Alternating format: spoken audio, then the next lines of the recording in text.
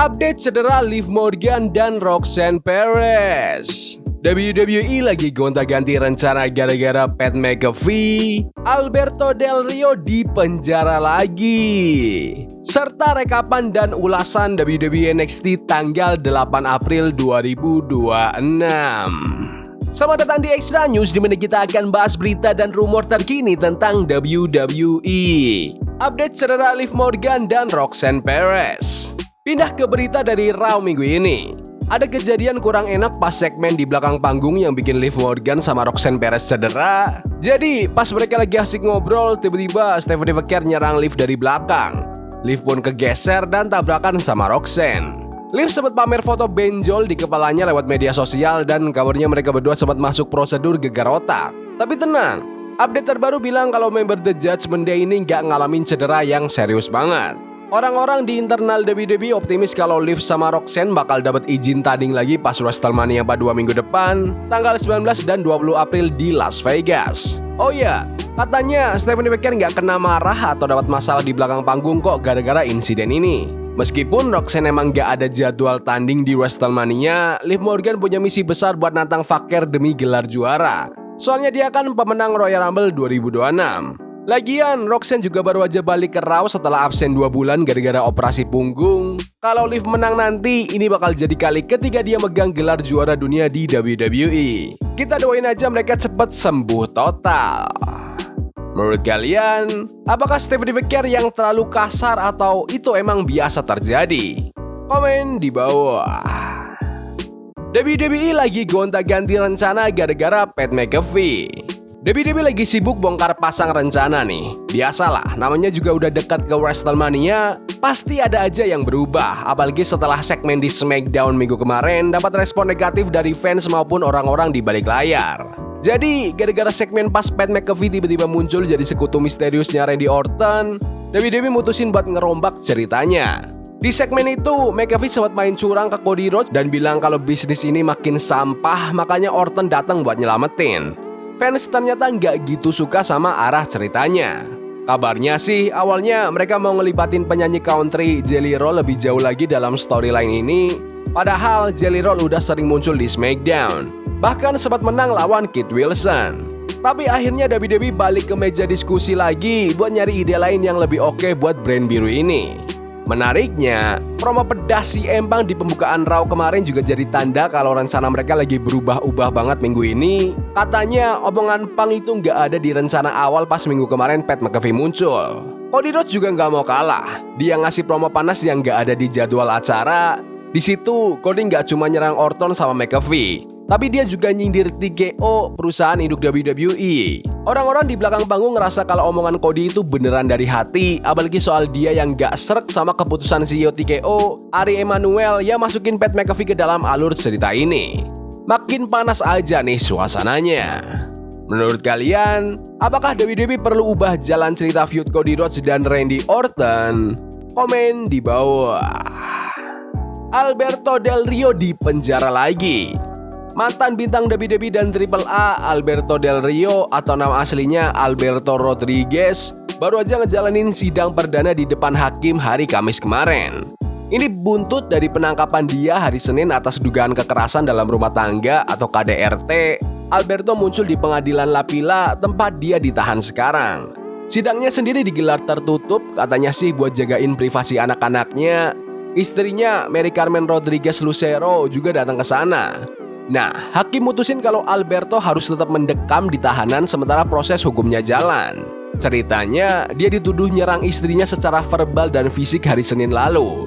Istrinya sempat nelpon layanan darurat dan polisi malah mergoki dia pas lagi kejadian. Pas polisi datang, kondisi istrinya ada luka memar di lengan sama muka, makanya dia langsung diangkut. Sekarang kasusnya ditanganin sama Jaksa Agung San Luis Potosi yang lagi ngumpulin bukti-bukti. Kantor jaksa juga konfirmasi kalau kasus ini udah diserahin ke unit khusus yang nanganin kejahatan terhadap perempuan dan keluarga. Kalau lihat hukum di sana, Alberto bisa kena hukuman penjara antara 1-7 tahun atau bahkan 8-20 tahun tergantung seberapa parah kondisinya nanti. Ini bukan pertama kalinya dia kena masalah hukum. Tahun 2020 dulu, dia pernah ditangkap di San Antonio gara-gara tuduhan pelecehan seksual. Tapi akhirnya bebas karena pelapornya nggak datang pas sidang. Terus sebelum keluar dari Triple A tahun lalu, dia juga sempat diskors gara-gara berantem sama fans di Tijuana. Kacau juga ya. Menurut kalian, apakah WWE tidak perlu rekrut Alberto Del Rio lagi? Komen di bawah. Rekapan dan ulasan WWE NXT tanggal 8 April 2026. Juara NXT Tony D'Angelo buka NXT minggu ini langsung dari atas ring. Dia bilang ke penonton kalau sekarang dia adalah sang championnya di sini. Tony juga pamer kalau dia itu juara Grand Slam NXT pertama dan gak bakal ada yang bisa rebut gelarnya. Tapi tiba-tiba Joe Hendry muncul. Dia ngakuin kemenangan Tony di Stand and Deliver kemarin, tapi dia nanya nih, kira-kira Tony masih bisa menang gak ya kalau duel 1 lawan 1? Gak lama, Ethan Page ikutan nongol. Dia ngerasa paling berhak dapat jatah title match karena udah ngalahin Hendry. Dia juga ngalahin Ricky Sanchez yang katanya bikin dia gagal juara. Ricky nggak terima dong. Dia bilang Ethan yang nyerang duluan dan gara-gara ego gedenya sendiri, makanya Ethan kalah. Tony yang pusing dengerin mereka akhirnya bilang, udah antre aja semuanya. Lagi asik debat, kelompok Dark State malah datang ngerusuh. Langsung deh pecah baku hantam. Security sama pegulat lain pada lari buat misahin, tapi ring bener-bener kacau. Tony malah makin manasin suasana dengan loncat nerjang ke mereka sebelum akhirnya semuanya bisa dipisahin ke ruang ganti. Buntut dari kekacauan tadi, GM Robert Stone ngumumin kalau Tony D'Angelo, Joe Hendry, Ricky Sanchez, dan Ethan Page harus kerja bareng buat lawan Dark State di pertandingan 8-man tag team nanti. Lanjut ke aksi para cewek. Sol Ruka lawan Easy Dam yang ditemenin Sound Spear sama Nico Fans. Sol langsung tancap gas lewat springboard crossbody ke arah luar ring, tapi Easy nggak tinggal diam. Dia terus nyerang bagian perut Sol biar bisa dapat kendali. Pas masuk akhir laga, Sol makin gila dengan German suplex, missile dropkick sama running knee. Pas Sol mau keluarin moonsault, Spears malah gangguin wasit.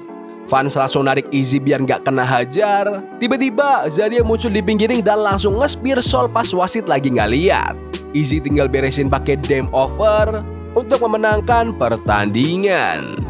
Habis tanding, Zaria masuk ke ring dan bisikin Sol kalau urusan mereka cuma bakal kelar kalau Zaria yang mau. Terus dia nyium jidat Sol yang lagi terkapar. The Vanity Project sama Black Monroe nemuin Robert Stone di backstage. Stone bilang kalau dia bikin pertandingan mixed tag team buat Monroe bareng Jackson Drake lawan Tatum Paxley dan Silo Hill. Di sisi lain, Elio Lovell yang lagi masa penyembuhan habis operasi bahu bilang kalau targetnya sekarang adalah jadi WWE Speed Champion. Terus ada Ike Prosper sama Darian Van Duk yang nyamperin, dimana Prosper bilang kalau dia bakal lawan Van Duk minggu depan. Sekarang giliran cowok-cowok gede, Josh Briggs versus Jasper Troy versus Keanu Carver. Aturannya no DQ, jadi bebas ngapain aja. Mereka bertiga gantian dominasi pakai kekuatan fisik masing-masing. Sempat sih Briggs sama Carver kerja bareng buat numbangin Jasper, tapi aliansinya cuma sebentar banget.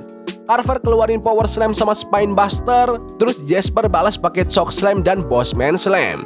Pas lagi seru-serunya, Carver nendang Jasper keluarin pakai Pounce. Terus dia hajar Briggs pakai bantingan ala Jackhammer untuk memenangkan pertandingan.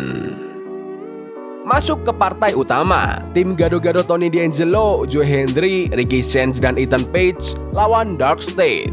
Awalnya tim Tony dan kawan-kawan dominan banget, apalagi pas Hendry pamer delay vertical suplex. Tapi pas jeda iklan, Dark State balik nyerang dan bikin Hendry terisolasi. Di sini kelihatan banget Ricky sama Ethan malah makin gak akur. Kekacauan nambah pas Miles Bourne tiba-tiba nyerang Dion Lennox di pinggir ring, lanjutin dendam mereka dari Stand and Deliver. Akhirnya Hendry berhasil tag ke Tony. Si champion langsung ngamuk kasih banyak German suplex sama Fisherman Buster. Semua orang langsung masuk ke ring, bahkan ada aksi terbang keluar ring segala. Di detik-detik terakhir, Ethan Page malah asal masuk. Terus dia sengaja mukul Tony D'Angelo dan kasih Twisted Green ke Saquon Sugars untuk memenangkan pertandingan. Tapi Tony nggak tinggal diam. Habis tanding, dia langsung hajar Ethan pakai Death to Rights. Ada video promo dari Jada Parker soal masalahnya sama Kelani Jordan. Dia bilang bakal samperin Kelani minggu depan. Lexis King lawan Chase Starboy Hall di turnamen WWE Speed. Starboy sempat kasih perlawanan cepat, tapi Lexis akhirnya menang lewat The Coronation dalam waktu cuma 2 menitan. Di belakang layar, Robert Stone ngasih peringatan keras ke Miles Bourne. Terus Tony D'Angelo minta jadwal tanding lawan Ethan Page dan Stone setuju. Kelihatan ada Keanu Carver yang lagi mantau Tony dari jauh. Lanjut ke Black Monroe dan Jackson Drake lawan Tatum Paxley dan Shiloh Hill. Awalnya Tatum sama Shiloh yang pegang kendali. Monroe sempat mau kabur dari pertandingan tapi dipaksa balik lagi. Drake sempat dominasi Shiloh pas jeda iklan. Pas mau kelar, Tatum hampir aja menang pakai powerbomb, tapi gara-gara ada gangguan, Monroe bisa ngehindar dan kasih glamour shot di DDT ke Paxley untuk memenangkan pertandingan. Waktunya main event. Juara wanita NXT yang baru, Lola Vice, masuk ke ring. Dia cerita gimana perjuangannya sejak gabung WWE di tahun 2022 sampai keliling dunia buat jadi yang terbaik. Tapi Jacy Jayne, Fallon Henley sama Lainey Reed malah datang ledek. Jacy bilang kemenangan Lola itu cuma hoki dan minta tanding ulang. Robert Stone langsung okein buat tanding minggu depan. Lola sempat diserang bareng-bareng sama Fallon dan Lainey, tapi dia berhasil balas. Dia kasih German suplex ke Lainey dan hampir aja pukul Jacy kalau nggak keburu kabur. Lola pun berdiri tegak di ring sambil pamerin gelarnya. Oke, NXT minggu ini asik menurutku. Banyak pertandingan yang seru, terutama 2 laga terakhir yang oke banget. Porsinya pas antara promo ngomong sama aksi di ring. Minggu depan bakal pecah sih. Ada duel Tony D'Angelo lawan Ethan Page sama Lola Vice lawan Jacy Jayne buat perebutan gelar. Feelingku sih kayaknya gelarnya nggak bakal pindah tangan dulu ya. Tapi menurut kalian gimana NXT minggu ini? Bagus? Gak bagus? Komen di kolom komentar. Ya udah gitu aja video berita hari ini. Jangan lupa like dan subscribe ke channel ini karena aku pengen 20.000 subscribers di bulan ini. Tolong bantu.